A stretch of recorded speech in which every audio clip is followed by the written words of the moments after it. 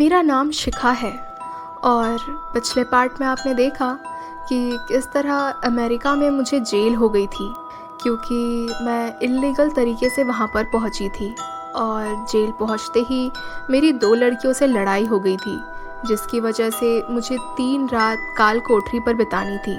मुझे अगले दिन सुबह 9 बजे उस काल कोठरी पर छोड़ दिया गया था।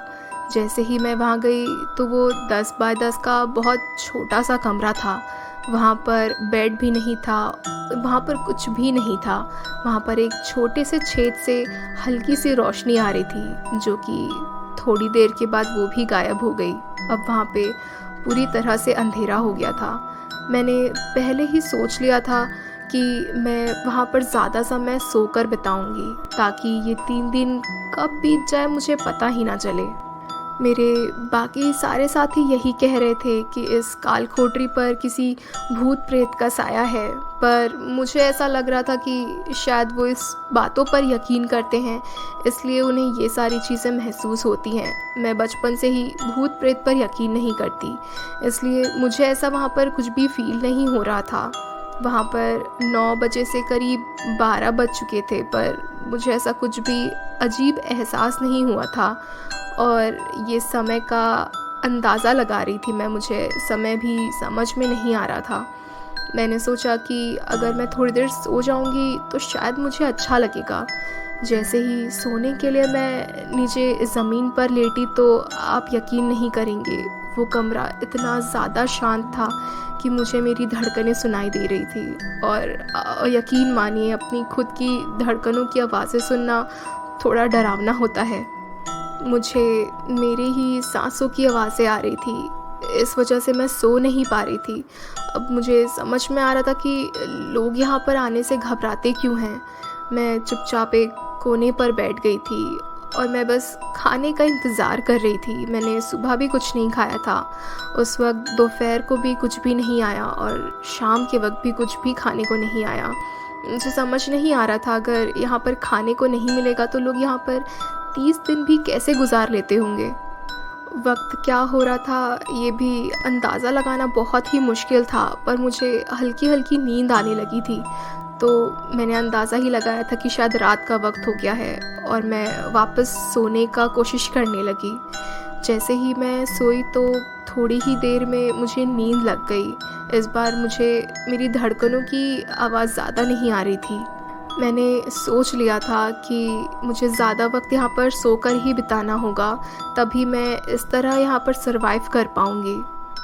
मुझे उसके बाद गहरी नींद लग गई थी और जब अगले दिन सुबह मेरी नींद खुली तो मैं उस काल कोठरी पर नहीं थी, मैं एक खुले मैदान पर बैठी हुई थी।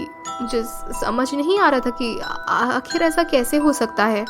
मुझे ऐसा लग रहा था जैसे कि उस जेल में से मुझे बाहर निकाल लिया गया है और वो लोगों ने मुझे किसी खुले मैदान में छोड़ दिया है। जैसे ही मैंने आसपास देखा तो मुझे एक गांव नज़र आ रहा था। मुझे लगा कि ये शायद जेल के आसपास का ही गांव है। शायद लोग वहाँ काल कोठरी पर लोगों को डालते हैं और फिर उन्हें वापस कहीं और भेज देते हैं, इसलिए लोगों को ऐसा लगता था कि शायद उस काल कोठरी से कोई भी वापस नहीं आ पाता है। मैं बहुत ही ज़्यादा घबराई हुई थी।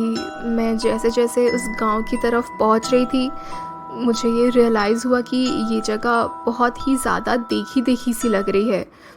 जैसे ही मैंने थोड़ा ध्यान से उस जगह को देखा तब मुझे रियलाइज़ हुआ कि ये मैं कहीं और नहीं बल्कि अपने शहर पंजाब में हूँ और वो मेरा ही गांव था। और वहाँ पर जो भी लोग थे उन सभी को मैं पहचान पा रही थी, पर वो सभी थोड़े अलग लग रहे थे। वो सभी जवान लग रहे थे। वहाँ पर मैंने अपने अंकल को देखा पर उनके बाल और उनकी दाढ़ियाँ सफ़ेद नहीं थी। वो जवान थे, उनके बाल काले थे। ऐसा लग रहा था जैसे मैं वक्त में पीछे आ गई हूँ। मेरे होश तब उड़ गए जब मैंने नीम के पेड़ के नीचे अपने आप को देखा। मैंने अपने आप को पहचान लिया था, वो मैं ही थी, मेरा बचपन था वो। मैं वहाँ बैठकर मिट्टी के खिलौने बना रही थी। मैं घबरा गई थी बहुत। मैं अपने पास गई और मैंने उस लड़की से ही नाम पूछा और उसने मेरा ही नाम लिया। मुझे समझ नहीं आ रहा था ये क्या हो रहा है। मेरी धड़कनें बहुत ही ज़्यादा तेज़ हो गई थी। मैं वहाँ से भागने लगी। जैसे ही मैं वहाँ से भागी तो मैंने देखा पास में ही दूसरा गांव था।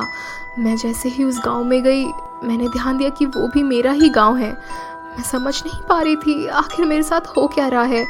पर इस बार वहाँ पर थोड़ा सीन अलग था। लोग अब थोड़े बड़े हो गए थे। मैंने अपने आप को देखा, वहाँ पर मैं बड़ी हो गई थी। मैं करीब 15 साल की थी। मैं अपने लोगों से मिलना चाहती थी। मैं अपने घर के अंदर चली गई। वहाँ पर मेरा परिवार बैठा हुआ था। वो सब मुझे देखकर बहुत शौक से गए थे। मैं उन सब से गले मिल रही थी कि तभी अचानक से मेरे घर में आग लग गई और पूरा गांव आग में झुलसने लगा। मैं अपने घर परिवार वालों का हाथ पकड़कर उन्हें बाहर ले जाना चाहती थी, उन्हें बचाना चाहती थी। मैं उन्हें कह रही थी कि हमें यहाँ से निकलना होगा, पर वो मेरी बात नहीं मान रहे थे। वो कह रहे थे कि मुझे जाना होगा और वो मुझे घर से बाहर धक्का देने लगे।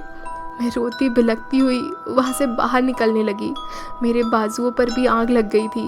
मैंने दूर से देखा तो मेरा पूरा गाँव जल रहा था। मैं समझ नहीं पा रही थी। मैं जिस जगह पर बैठी हुई थी, मैं वापस उसी जगह पर भागते हुए चली गई। जैसे ही मैं वहाँ पहुँची, वापस से सीन पूरी तरह से अलग हो गया। अब मेरे सामने मेरा गांव पूरी तरह से जला हुआ पड़ा हुआ था और वहाँ पर पुलिस घूम रही थी। मैं उनके पास गई। मैंने उनसे पूछा आखिर यहाँ पर हुआ क्या है। तब उन्होंने बताया कि इस गांव पर करीब 10 साल पहले आग लग गई थी और कहा जाता है कि इसी गांव पर एक लड़की रहती थी। उसी ने ही इस गांव पर आग लगा दी और विदेश भाग गई। ये सुनने के बाद मेरे होश ही उड़ गए। मुझे समझ नहीं आ रहा था कि आखिर यहाँ हो क्या रहा है। ये पुलिस वाला आखिर कैसी बातें कर रहा है। मैं वहाँ से रोते हुए भागने लगी। मैं इधर उधर छुप रही थी और तभी शायद पुलिस को भी पता चल गया कि वो लड़की मैं ही हूँ।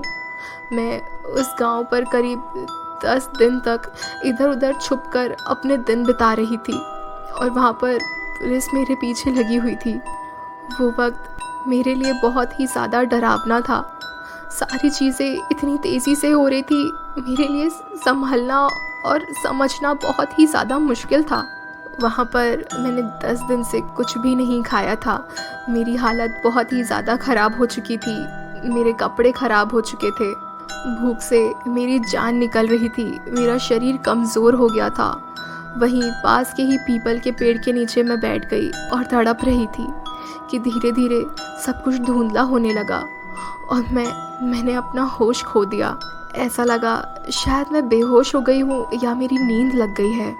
इसके बाद आगे मेरे साथ क्या होता है ये जानने के लिए देखिए इसका अगला पार्ट।